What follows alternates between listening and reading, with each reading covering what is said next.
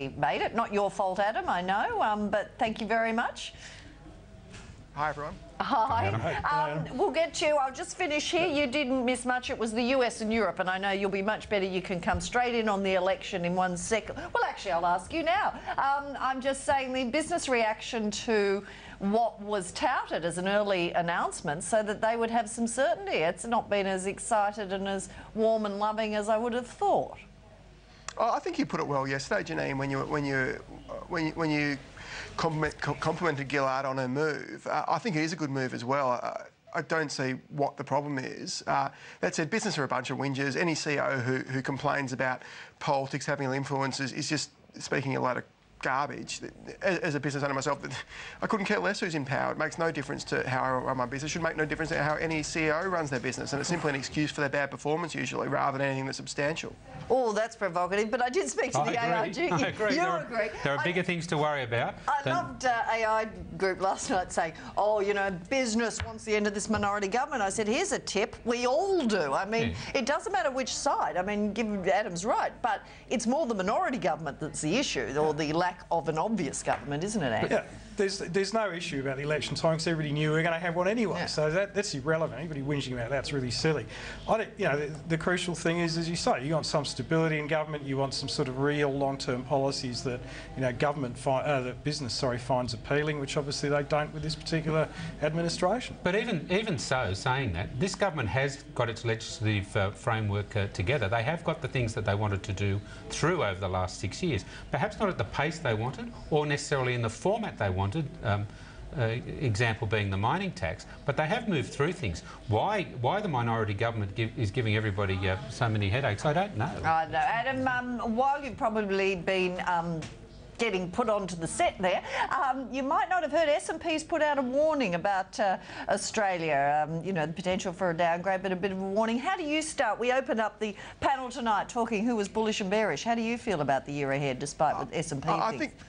I think, you know, I don't really take what the ratings agencies say seriously, given they downgraded Enron after it went bankrupt. But I think in this case they're probably right. As you know, I'm pretty bearish generally. Australia's highly reliant on China, which is the greatest credit bubble in history. Our property market's still grotesquely overpriced, I should say.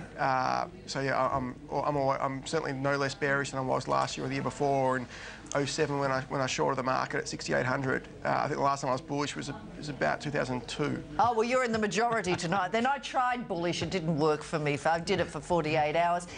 We've got now, you know, I usually will not have speculation on Reserve Bank interest rate movements too long beforehand, but it is next Tuesday.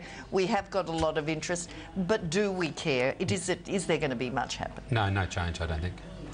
I'd be surprised if there was a change, and I would be actually rather upset if there was a change, because what's clear now is the price of money in Australia doesn't matter. It's the propensity of people to borrow and the propensity of banks to lend, and both of those are at very low ebbs, and it doesn't matter what the price is. The only thing is, if they do cut, the currency will come down quite sharply. Oh, no, you say that, but it hasn't been doing it in recent times. None of the cuts have had any impact on the currency. The euro and the US dollar is looking strong. Well, that's what we do need. Absolutely. Adam, where do you stand on next week's RBA meeting?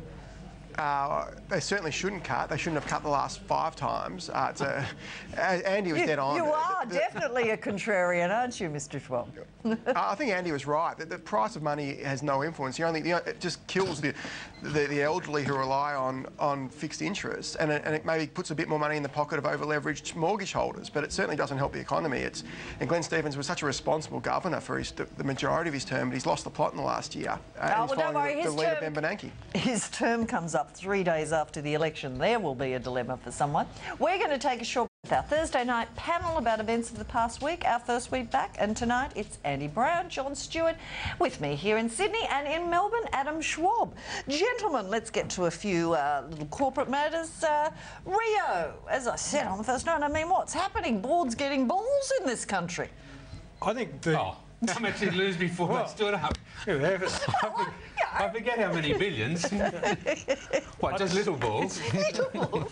Oh, they've got some. Okay, right. I think the more interesting thing was it was obviously the recent acquisition in Zimbabwe and Mozambique, sorry, in Riversdale that basically brought the axe down. So yes, it is actually good to see, but don't forget, I mean, the pressure on the Rio board from shareholders both in the UK and from Australia and worldwide has actually been rather large. What I found interesting about this is the market was so obsessed with Marius Kloppers they didn't notice this one. But as you say, it's a long time coming. And when will the boards be held to account? No, that's right. That's right.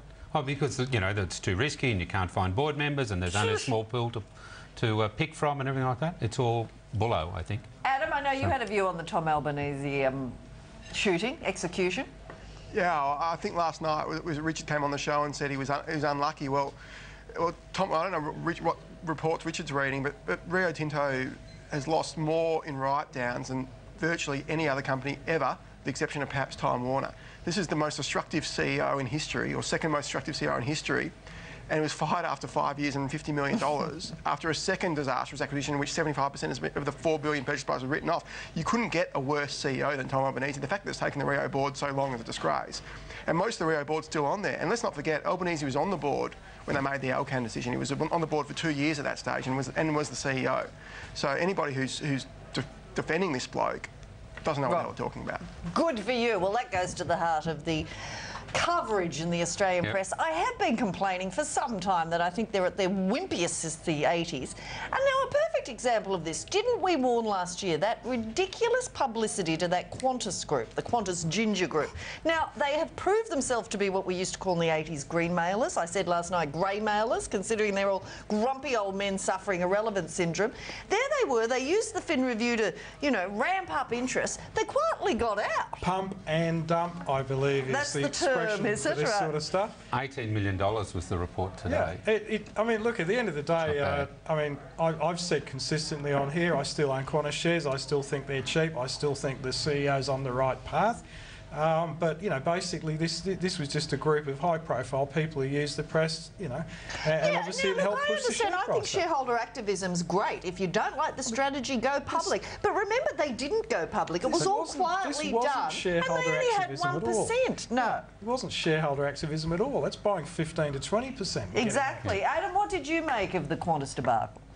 I think you both summed it up perfectly. I think there was actually pretty smart, probably one of their better moves actually, Carnegie in recent times. They also had a go at Soul Patts, which is a complete waste of time because that's as tight as you'd ever see, the cross-shareholding with Brickworks there. But the Qantas move, I think I saw an undervalued company, had a crack, got in and out. I know, but that's fine if you want to do it, but it is the old 80s style of pretending that, and they only had 1%. Can we have some realistic reporting on this? But what worries me is that there has been some criticism of the press playing it up, and lo and behold, a day later the Fin Review comes out with the same group. Oh, watch out Fairfax, they're going to use their funds. Now, I don't know what their calculator says, but 18 million, Adam, I mean, should Fairfax be terrified? I guess things aren't that bad. It'll be at that price shortly. But they're now describing it as their business model going forward. Oh, for looking for undervalued companies and doing. But still, as Adam alluded to, they made $18 million. They only started in November. It's only January. You can't Qantas or Fairfax for 18 million. No, but you still can. Making $18 million is better than a poke in the eye with a blunt stick. So, what do you think, Adam? The Fairfax rumours. I think you're right. I think you're right, Janine. The problem and the issue you've raised is the bad reporting of the press, which is true. The actual investment was or speculation, I should say, was quite good. And if they see Fairfax as being undervalued, and many do, then maybe it's a wise when they'll get in and out and be done with it. So there's nothing wrong with that. The speculators. It's criticise the press for beating something up. Absolutely. Yeah, for trying to make it seem bigger than it is. Yeah, it was. I mean, absolutely. Don't forget their timing of going in. I mean, basically, you could have done pretty much the same thing by just going in the market index anyway. So, leveraging yourself up. Big deal. And speaking of Qantas, somebody who made a tilt at it, who saw some value not long ago, you had a very controversial piece this week in Crikey, which came to the issue of reporting about David Coe's death. Now, obviously, the early death of anyone, and is a good bloke, according to the blokes who knew him, who wrote about it. But you did point out that the business record left a bit to be desired. Let's not whitewash that. Yeah, I was in two minds. David Coe featured in my book, which was a couple of years old, as one of the big four villains of the GFC in Australia. You got Eddie Groves, who was yesterday bankrupted. You've got Michael King from MFS, and you've got Phil Green, of course, from Babcock, and David Coe from Orco. They were the big four. And I wasn't going to write about it because obviously someone's passed away at probably before their time, and you want to hold back and be respectful. But ultimately, the cavalcade of sycophancy from the Financial Review was breathtaking, painting him as this sort of corporate saint, philanthropist. And I'm not denying that. I don't think anybody denies that he did donate to charity. But if I came and whacked you on the head and stole $500 and gave $200 to charity, it doesn't make me a philanthropist. It still makes me a thief. OK, well, lest that we just look like we're bashing the Fin Review tonight. There was a lot of there was a dreadful piece in the Fin Review, economist Paul Sheehan as well. So I do agree with that. It reminded me of the Dick Pratt thing that, you know, they all went along to Dick Pratt and he was a great philanthropist. Interesting things came there afterwards. Another quick one, insider trading charges this week. Another one where the press, you know, PR woman's husband has got away with, you know, lovely glossy stories, and now... It's rather interesting. ASIC's track record, which for years on insider trading was hopeless. Last few years it's been actually spectacularly good. You know, it's only charges at this stage. It's only charges. It's only charges at this stage, but and basically... they did take a while. The other bloke's been in jail for 2 years. Who was his partner, exactly. apparently. The alleged partner's obviously been behind bars for a while, but I think, you know, with the advent of technology and the ability to actually pick up on individual trades, trace them back instantly, it's a lot easier. Adam, just the final word on that one?